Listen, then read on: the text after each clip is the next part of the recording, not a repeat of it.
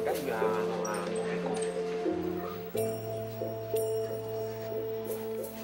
Martin Robin, architecte, est membre d'Architecture Studio. Il a réalisé nombre de bâtiments de prestige à travers le monde. Et tout récemment, le Parlement de Strasbourg.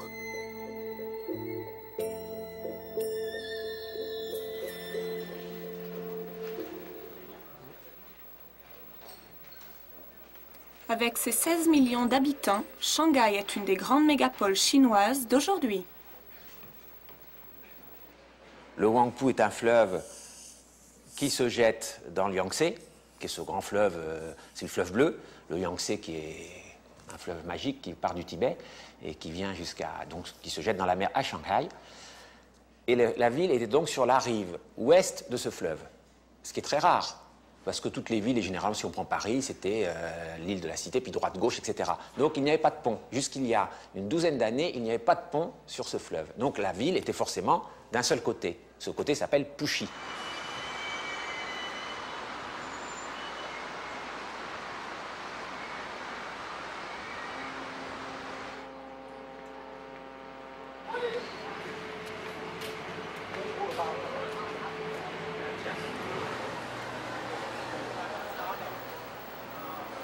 Shanghai, la vieille ville, quartier de l'ancienne concession française.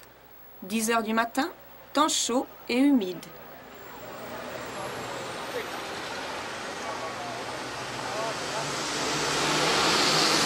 Ce quartier est intéressant parce que c'est une grande respiration dans Shanghai et on voit la grande différence entre la constitution de ce quartier et la constitution du quartier de Pudong qu'on va voir bientôt. C'est que tout l'espace, évidemment, est plus petit, il est plus tenu, et il est tenu principalement par ces grandes allées d'arbres. Et les bâtiments qui sont à droite ou à gauche, ils sont tout petits, minuscules, on ne voit pas comment ils sont. En réalité, ce qui compte, c'est juste le rez-de-chaussée, jusqu'au début du premier étage. Et on a une rue qui est complètement constituée, et l'architecture n'est pas importante, mais c'est l'espace.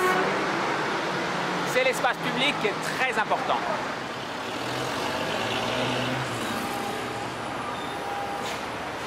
C'est vrai que ces rues, dans leur gabarit, dans leur largeur, je pense que ce serait quand même une grave erreur de casser tous les arbres pour les élargir, pour faire des tours à droite et à gauche, ce qui est envisagé et ce qui se fera dans un certain nombre d'endroits. Je pense que par endroit, il faut quand même conserver absolument ce type de quartier, qui est quand même dans Shanghai, ce qui représente l'opposition. Ce qui est très beau dans Shanghai, ce sont les oppositions. Donc c'est la multitude de choses qui s'opposent et à ce moment-là, ça renforce l'idée de l'une et de l'autre et chacune prend son sens encore plus fort.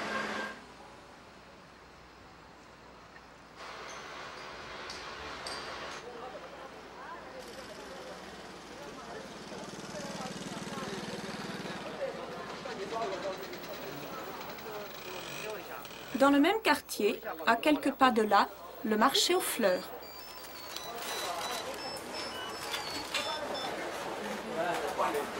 Ce qui est intéressant dans ce marché aux fleurs, c'est à travers les vitres, le filtre des vitres en effet qui sont un petit peu anciennes, et c'est les tours qui sont construites. Donc ce qui est intéressant, c'est le rapport de cette partie-là, qui est en effet une partie un petit peu historique, et les bâtiments qui se construisent autour, c'est l'opposition de l'un par rapport à l'autre.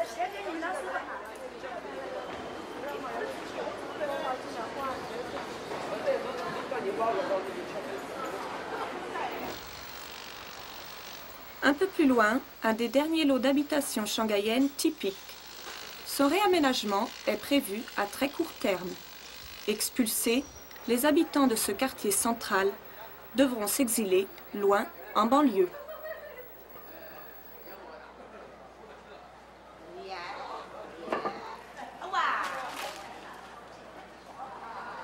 C'est la typologie chinoise qui s'est faite jusqu'au milieu du 19e siècle. Même fin du 19e siècle, et là d'ailleurs même on est au début du 20e.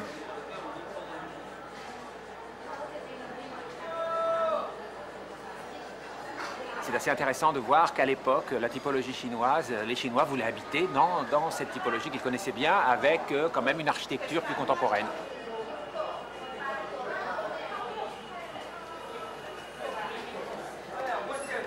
Un certain nombre de quartiers comme ça assez populaires vont être rénovés. Bien évidemment, un certain nombre de gens vont être relogés, donc ils vont partir de ces logements, mais ils vont être relogés. Et c'est évident qu'à Shanghai, il y a forcément ce type de problème, malheureusement, de gens qui sont un petit peu laissés sur le bord du chemin ou on pourrait dire qui n'ont pas pris le train en route parce qu'il y a évidemment un enrichissement de la ville de Shanghai qui n'est forcément pas généralisé. Je pense que c'est extrêmement bien de le conserver pour des raisons d'opposition parce que le sens de ce bâtiment donne du sens aux bâtiments modernes qui sont construits quelle que soit leur esthétique, sans porter de jugement de valeur sur l'esthétique du bâtiment proprement dit. Le rapport de l'un à l'autre renforce l'un et l'autre. Ces bâtiments ont d'autant plus d'importance et de force esthétique et de force urbaine qu'à côté se construit une ville qui a 50 étages de plus. Donc c'est le rapport des deux qui est extrêmement intéressant, qui crée la ville, qui crée la vie finalement.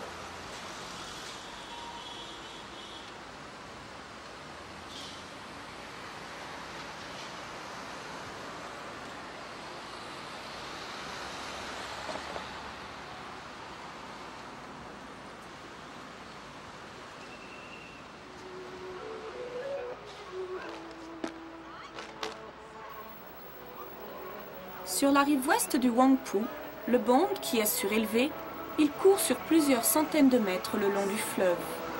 C'est un lieu les plus populaires de Shanghai. Il y a un endroit tout à fait particulier qui est face au Bond. Il y a une rue, qui est la grande rue, on pourrait dire la grande rue de Shanghai, tout du moins la rue la plus historique de Shanghai, qui s'appelle Nanjinglu, ou la rue de Nankin. Elle allait vers Nankin autrefois, qui a été la capitale des empereurs à un moment. Et cette rue s'est beaucoup modifiée au cours du siècle, on pourrait dire. C'était une petite rue hein, où il y avait tous les petits commerçants, il y a encore des photos extraordinaires. Et ensuite, c'est devenu une grande rue piétonne, avec quelques petits transports en site propre pour principalement les touristes, et des immeubles et des commerces et une population, et une vie, un monde extraordinaire. C'est-à-dire qu'on est vraiment dans, on ne peut pas dire dans la Chine profonde, mais on est dans le centre-ville, dans l'activité d'un centre-ville chinois.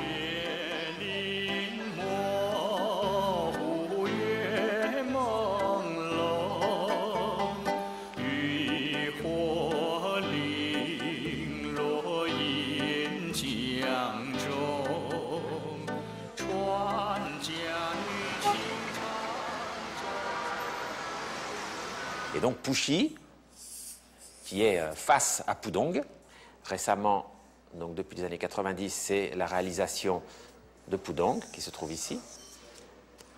Donc le Huangpu est ici.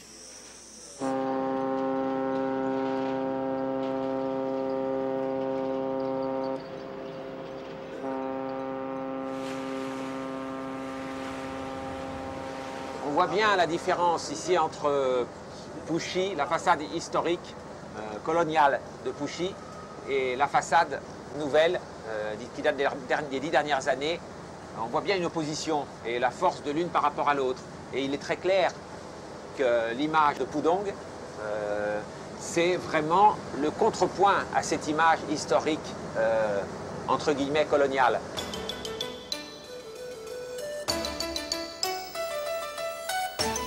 Sur la rive est de Huangpu, la ville nouvelle de Pudong. En un peu plus de 10 ans, 5 à 7 000 bâtiments sont sortis de terre.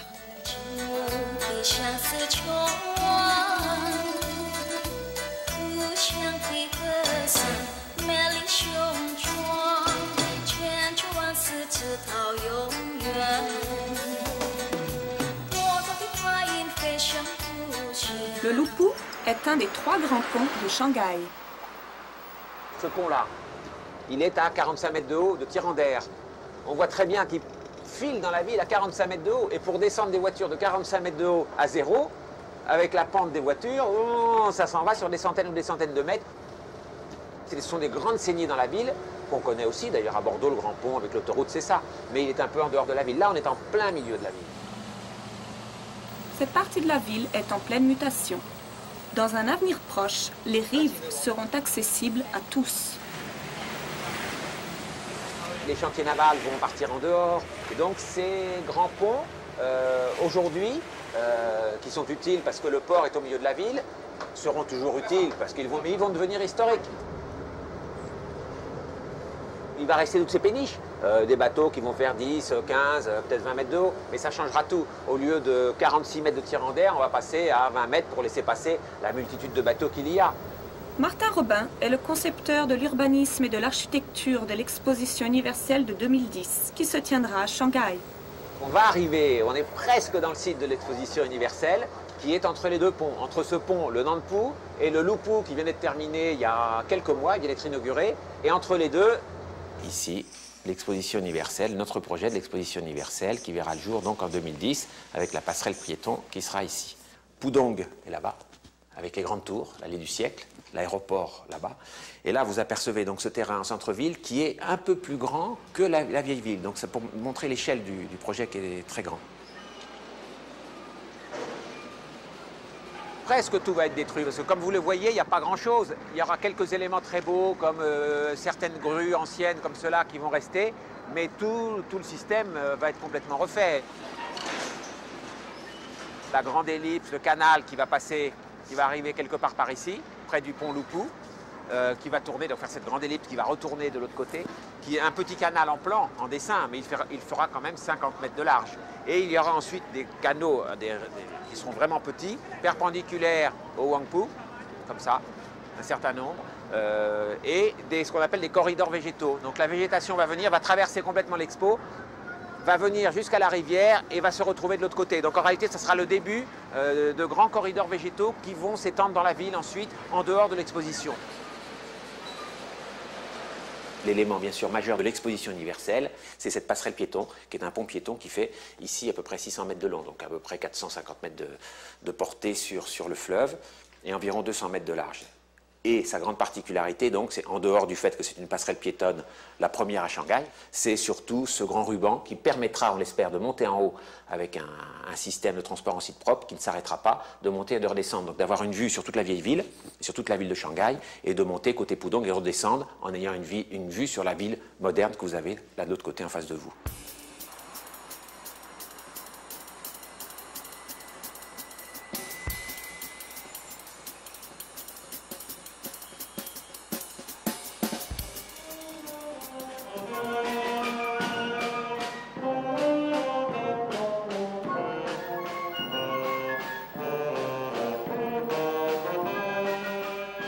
Côté Pudong, la grande tour Perle orientale, 468 mètres, 120 000 tonnes, plus de 2 millions de visiteurs depuis 1995, date de sa construction.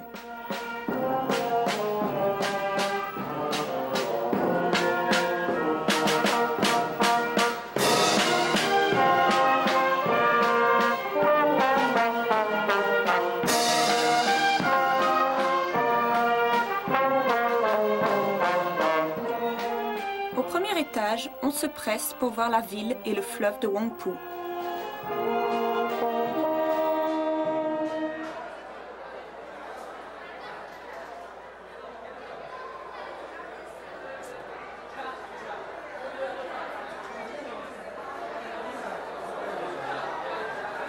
Quand on voit cette espèce d'éclectisme partout, c'est-à-dire que tout peut se construire, on voit que tout est faisable. Donc, quelque part, paradoxalement, il y a une forme de liberté dans l'architecture, c'est-à-dire qu'on peut proposer des choses qu'on ne pourrait pas proposer ailleurs. Parce que les codifications, aujourd'hui, ne sont pas encore figées.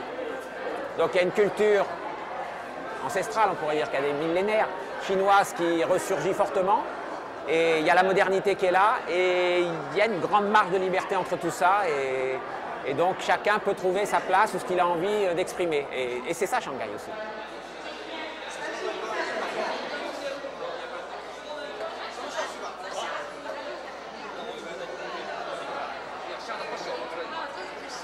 Là, c'est magnifique, cette espèce de paysage, on se croit revenu dans une peinture chinoise classique où la mer, l'eau rejoint le ciel à travers un brouillard qui devient montagne. Et là, les montagnes, c'est un petit peu comme tous ces grands immeubles qui se transforment en montagne. C'est assez magique. Et il y a une espèce d'émotion quand même qui est... Là, on rejoint quand même la culture chinoise, il n'y a rien à faire. On n'a pas ce genre de paysage en Occident. Et ici, vous avez l'allée du siècle, qui a d'ailleurs été dessiné, aménagé par un Français, Charpentier. C'est un peu comme les Champs-Élysées en contemporain, avec des tours partout, c'est-à-dire un système de bornage très différent de celui que nous connaissons à Paris, qui sont des bâtiments en continu, qui sont haussmanniens ou post-haussmanniens. Ici, on est un système de tours beaucoup plus comme à Manhattan, même si c'est très différent, mais on est dans un système de très très grandes avenues, comme les Champs-Élysées par contre là, mais un espace qui fait je ne sais pas combien de kilomètres. Donc cette zone s'étend, elle va s'étendre jusqu'à la mer. Pour le moment, elle s'arrête à peu près au milieu.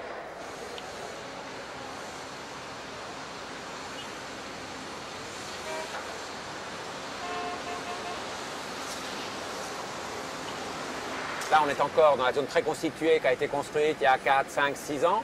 Et on va arriver dans la zone construite il y a 3 ans, puis 2 ans, puis 1 an. Alors plus on s'éloigne, plus c'est récent, bien sûr. C'est le principe, comme dans toute ville. Donc, vous allez voir là, on passe ici, on va rentrer dans le chantier. On passe dans là. Et ça, c'est quand même assez impressionnant, quoi. Ça, c'est Shanghai.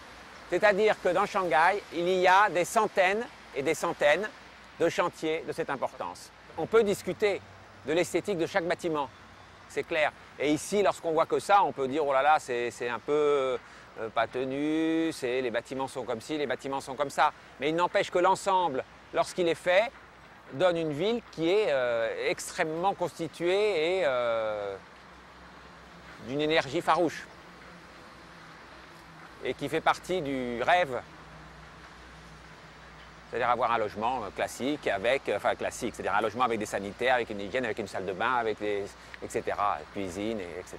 Tous les services, on pourrait dire, tous les utilitaires du logement qui n'existent pas dans les très vieux logements qui sont à Shanghai aujourd'hui.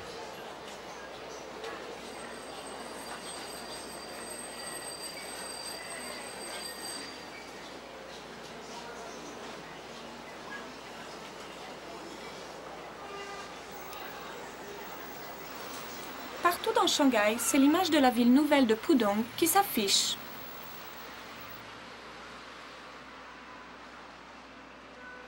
La ville se modifie à une vitesse incroyable. On passe d'une ville d'un seul côté à une ville des deux côtés, à la construction de grands ponts de technologie d'ailleurs assez sophistiquée, puisque ce sont des grandes arches.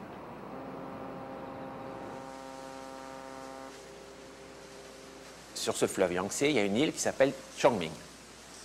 Grande île comme ça. Il faut dire que le fleuve Yangtze a ici environ une vingtaine de kilomètres de large. Donc c'est pour donner l'échelle. Le Huangpu, dans Shanghai, à 500 mètres, 4 ou 500 mètres, mais il se jette à 15 km de là environ sur le Yangtze, entre 20, 25, 30 km de large sur les endroits. Et il y a une grande île en plein milieu, qui est l'île de Chongming. Et le bout de cette île, qui est tout à fait incroyable, qui n'est pas urbanisé du tout, est grand comme Paris. Donc ce bout d'île est neuf, on pourrait dire ça comme ça, puisqu'il y a le Yangtze qui descend. Les alluvions ont été bloquées par des digues dans les 50 dernières années, et donc cette île a grandi de 10 km en 50 ans par la construction de digues successives, et c'est la terre, les alluvions du Yangtze, qui ont agrandi cette île. Donc c'est un paysage magnifique, non construit entre la terre et la mer, entre la terre et l'eau, c'est génial.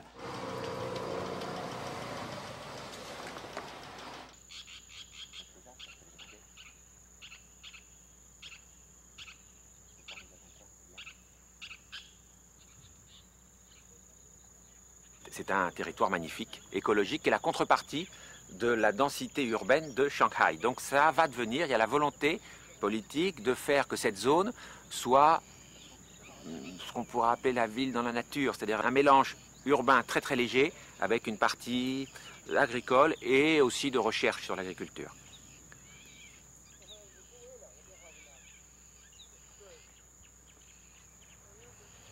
Mais c'est quand même très beau, c'est magnifique, ces digues-là, ces prédigues qui sont un peu arrondies, ces brise-lames, c'est formidable, c'est quand même un paysage magique qu'on a, et qui est tout à fait impressionnant à côté de Shanghai. Enfin, nous sommes dans Shanghai, c'est ça on est dans la ville de Shanghai.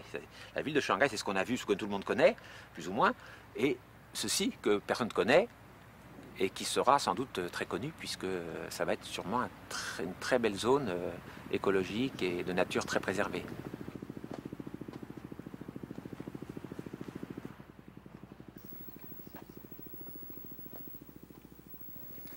Dans ce village de pêcheurs, le mur de la digue sert aussi à faire sécher crevettes et poissons.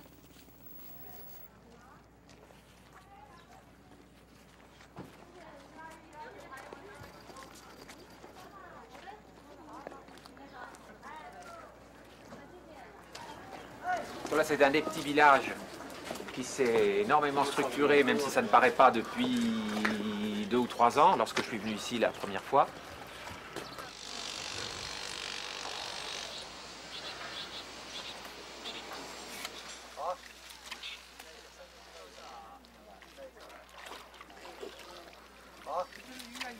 Ces canaux permettent d'irriguer toute la zone, puisqu'il y a beaucoup de poissons, beaucoup d'élevage, de poissons, de crabes, d'anguilles, etc. Et donc, ce système d'écluse, puisque c'est un canal qui est fermé par une écluse qui s'ouvre quand l'eau monte ou quand elle est trop haute ou quand elle est trop basse, pour garder l'eau à l'intérieur.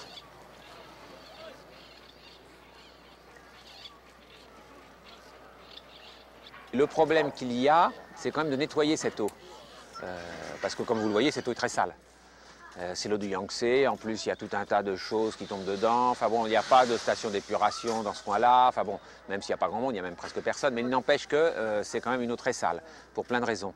Et l'un vraiment des objectifs importants, c'est de faire que ces canaux deviennent propres. Par des systèmes naturels, écologiques, en plantant un certain nombre de plantes qui nourrissent des crevettes, les crevettes qui, etc., etc. Donc il y a tout un tas de systèmes, un cycle. Je ne suis pas du tout spécialiste, mais je sais qu'il y a un cycle possible. On a travaillé avec un écologue qui a proposé un cycle assez astucieux qui permet de nettoyer l'eau. Évidemment, ça ne se fait pas en quelques jours.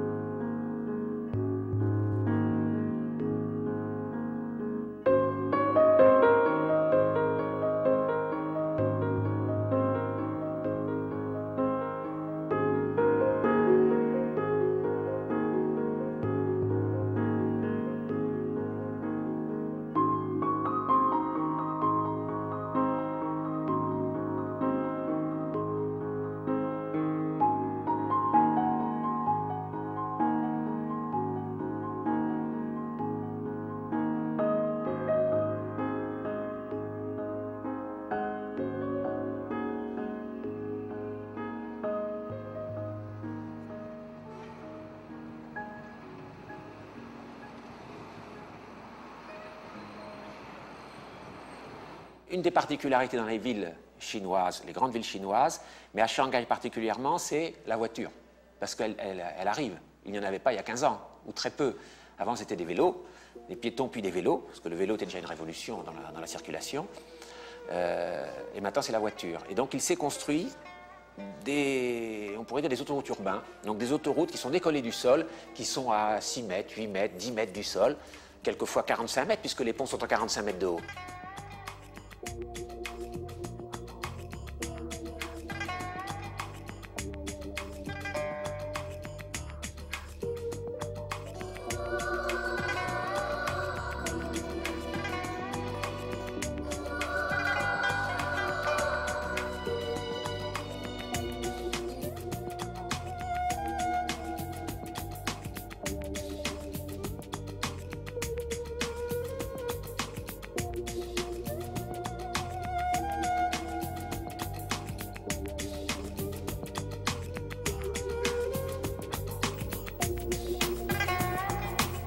Retour sur le Bond.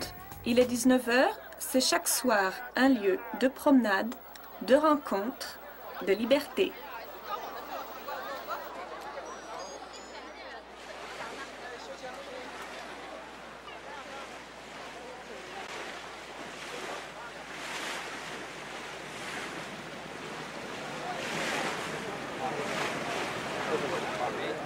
Quand on voit quand même tous ces tours, tous ces éclairages, tous ces éléments, un par un on pourra en discuter, mais l'ensemble est tout à fait extraordinaire. Il y a une volonté quand même de créer une image, un nouveau skyline, une nouvelle ville, la plus solide du monde, enfin, la représentative de la volonté d'être la capitale du monde.